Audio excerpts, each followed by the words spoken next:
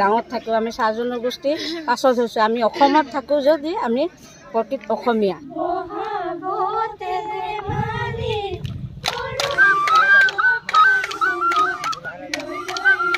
কেনেকুৱা লাগিছে বিহু? কি মজা লাগিছে। আপোনালোকক এটা পৰিৱেশ দেখাব গৈ আছোঁ, এটা দৃশ্য মানে যিটো পৰিৱেশ যিটো দৃশ্য এইটো প্ৰায় গাঁও অঞ্চলত দেখা যায়, কিন্তু এই পৰিৱেশটো হৈছে এখন বাগানত। কোনখন বাগানত এই পৰিৱেশটো, কি পৰিৱেশ, সকলো কথা ক'ম, আপোনালোকে ভিডিঅ'টো চাই থাকিব। এই পৰিৱেশটো চাওক আপোনালোকে, পৰিৱেশটো কি ধুনীয়া সুন্দৰ পৰিৱেশ এটা। আপোনালোকে নিশ্চয় গম পাইছে এখন চাহ বাগানৰ অঞ্চলত এই পৰিৱেশটো দেখা গৈছে, যিহেতু বহাগৰ বতৰ, বিহু আহি আছে। গাঁৱৰ পৰিৱেশত দেখা যায় আচলতে।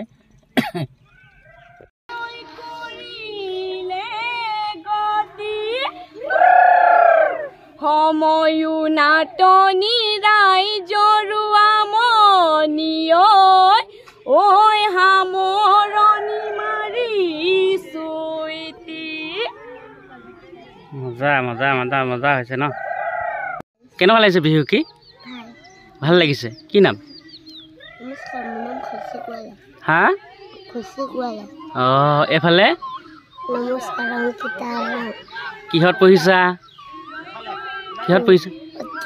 3ত পঢ়িছা। এইফালে কিহত পঢ়িছা? 2ত। কেনেকুৱা লাগিছে বিহু? কি মজা লাগিছে? বিহু নাম এটা পাৰিবা গাবলৈ?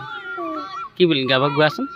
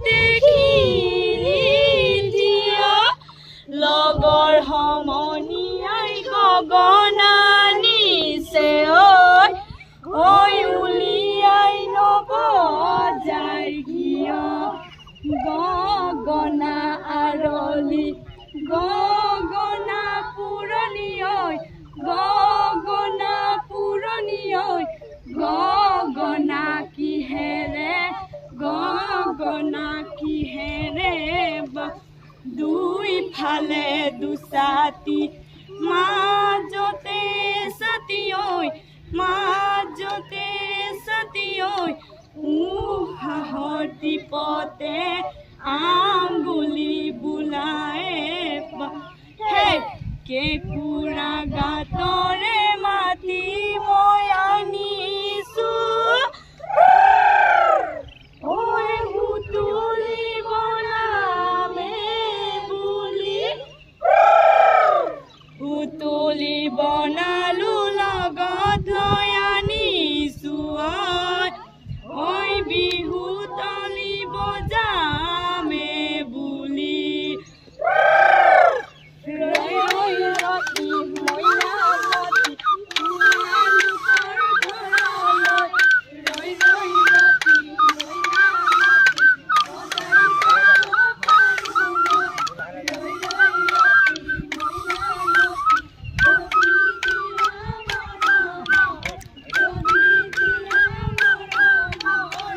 আপোনালোকক কৈছিলোঁ এটা পৰিৱেশ দেখাম বুলি, এটা দৃশ্য দেখাম বুলি। এইটো দৃশ্য আচৰিত ধৰণৰ, কাৰণ মই আজিলৈকে পোৱাই নাই।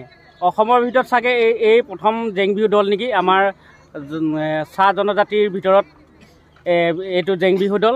আৰু আছে দুজনমান ব্যক্তি, আপোনালোকক চিনাকি কৰি দিম।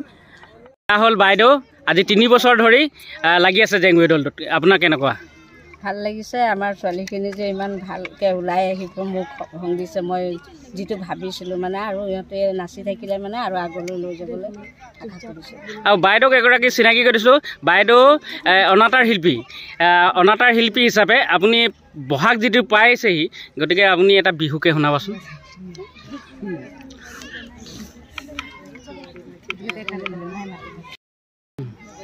অতি কৈছে নেহৰ মুগাৰে মহুৰা কৈছে নেহৰ মাকো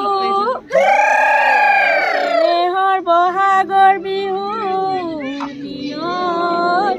অনে নাচি কেনে কৈ থাকো জানৈ দয়া খাচি দিলে জানৈ জেৰেঙা পথাৰত জানৈ জয়া খাচি দিলে জানৈ জেৰেঙা পথাৰত জানৈ কৰ্কৰা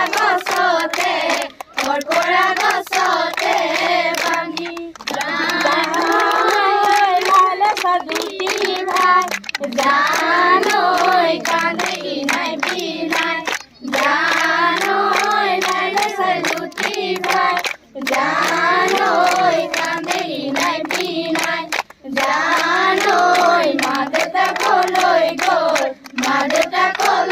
গ'ল ফুৰি। বাইদেউ, আপুনি যে এই কণ কণ ছাত্ৰ ছাত্ৰী আৰু গাভৰুসকলক জেং বিহু দলটো খুলিছে, আপুনি আগতে বিহু দিছিলে নেকি? হয়, মই নাচিছিলোঁ 5-6ত পঢ়ি থকাৰ পৰাই নাচিছিলোঁ। হয়, আৰু অসমবাসীক কি বুলি ক'ব আপুনি এই ৰঙালী বিহুৰ? সদৌ অসমবাসীক মই বিহুৰ আগন্তুক শুভেচ্ছা জনাইছোঁ। আৰু বিহু আমাৰ নিজৰ সংস্কৃতি বুলি সকলোৱে আগভাগ লৈ বিহুক আমি আগবঢ়াই লৈ যাব। কাৰণ বিহু হৈছে আমাৰ অসমৰ জাতীয় উৎসৱ। আৰু আমি যেতিয়া বাগানত থাকোঁ বা গাঁৱত থাকোঁ, আমি চাহ জনগোষ্ঠীৰ পাছত হৈছোঁ। আমি অসমত থাকোঁ যদি আমি প্ৰকৃত অসমীয়া, নিজকে আমি অসমীয়া বুলি গৌৰৱ কৰোঁ। আৰু অসম বিহু ঝুমুৰৰ লগতে আমি বিহুটোকো নিজৰ বুলি আদৰি লৈ আগবঢ়াই লৈ যাম বুলি মই আশা কৰিছোঁ। আৰু নতুন পৰিকল্পনা আছে নেকি কামক গাভৰুহঁতক লৈ? নতুন পৰিকল্পনা কৰিছোঁ, মই দিহানাম শিকাব। বৰ সুন্দৰ কথা, দিহানাম শিকাবা। তোমালোকে দিহানাম শিকিবানে? বিয়া নাম শিকিবানে? অসমত থাকিলে সকলো শিকিব লাগিব। আৰু আমাৰ গোটেইখিনি আমি সকলোৱে মিলি এটা অসমীয়া জাতি হৈছোঁ, বিভিন্ন জাতি উপজাতি লগ খাই, নহয় জানো? আমি অসমীয়া হিচাপে অসমীয়াৰ সংস্কৃতি আছে, আমি সকলো শিকিম। আজি কেনেকুৱা লাগিছে এই গাভৰুহঁতৰ লগত থাকি? আজি হয়, মই নিজকে আজি বহুত ভাল লাগিছে, কাৰণ এনেধৰণে পৰিৱেশ আমি কেতিয়াও দেখা নাই। আৰু এইটো 3 বছৰ ধৰি চলি আছে। আৰু আজি যিহেতু নিউজ লাইভো আহিছিলে, DY 365 আহিছিলে, আমি সেই চেনেলসমূহ আমাৰ কাষত পাই আমি অত্যন্ত আনন্দিত হৈছোঁ। আছে দীপু হাজৰিকা তেওঁ মানে দিছে মানে অখৰা দিছে সম্পূৰ্ণ কৰ্মশালা এটা দিছে ফ্ৰীকে 3 বছৰ ধৰি লাগি আছা তুমি কেনেকুৱা লাগিছে ল'ৰা ছোৱালী বহুত ভাল লাগিছে যিমানখিনি মই শিকাইছোঁ সিমানখিনি শিকি লৈছে সেইটো কাৰণে বহুত ভাল লাগিছে আৰু প্ৰথম অৱস্থাত কষ্ট হৈছিলে নেকি বহুত কষ্ট হৈছিলে প্ৰায় নাচিব নাজানে ন ধৰি মেলি শিকাবলগীয়া হয় লাগিলে এচাত দুচাত দিবলগীয়া হয় আৰু দীপুদাই যে তোমালোকক শিকাই আছে দীপুদাক কি বুলি ক'বা দীপুদাক তোমালোকে কি বুলি ক'বা এতিয়া শিকাই আছে যে আজি দীপু দাদাৰ কাৰণে তোমালোকে ইমানখিনি সুবিধা পাইছা ন যদি দলটোক কোনোবাই আমন্ত্ৰণ জনায় তোমালোকে নিশ্চয় ওলাই যাবা আৰু এটা গাভৰু ফালৰ পৰা এটা বিহু কোনে লগাব বিহু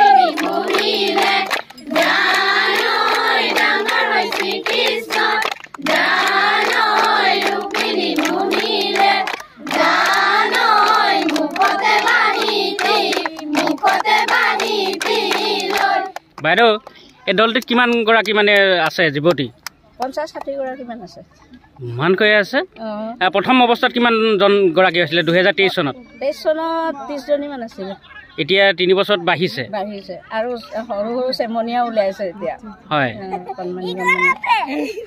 আৰু ভৱিষ্যতে হুঁচৰি শিকাব নেকি আপুনি ল'ৰা ওলালে নিশ্চয় শিকাবলৈ হেৰি কৰিব চাওক আপোনালোকে আমাৰ বজালী চাহ বাগিচাৰ গাভৰুসকল বিহুৰ বাবে ওলাইছে এই পৰিৱেশটো আমাৰ অসমৰ গাঁৱতো নাপাব কিজানি ইমান ধুনীয়া এটা পৰিৱেশ আমি বিহুত আকৌ লগ পাম মুগা হাজাৰীয়া এই দলটো 2023 চনত গঠন হৈছিলে দীপু আৰু স্বপ্না বাইদেউ এই হ'ল স্বপ্না বাইদেউ আৰু দীপুৱে গঠন কৰিছিলে তাৰ মাজতে মই তেখেতলোকৰ মাজত আছিলোঁ মোক বিচাৰে আৰু মই কিছুমান বিহুৰ ভংগীমা দেখাই থাকোঁ খুব ভাল লাগিছে আৰু প্ৰথম মই ভিডিঅ' বনাই তেখেতলোকৰ জেং বিহু চাহ জনজাতিৰ জেং বিহু প্ৰচাৰ কৰিছিলোঁ আৰু খুব বিহু আমাৰ অসমৰ জাতীয় উৎসৱ গতিকে আমি জাতীয় উৎসৱ হিচাপে আমি প্ৰত্যেকেই অসমীয়া আপোনালোকে চাওক আমাৰ চাহ জনজাতিৰ গাভৰুসকলৰ কিমান দৈশত আপোনালোকক বিহু এটা শুনাব বিচাৰিছোঁ এটা বিহু শুনাব এটা সুন্দৰ বিহু হৈ যায়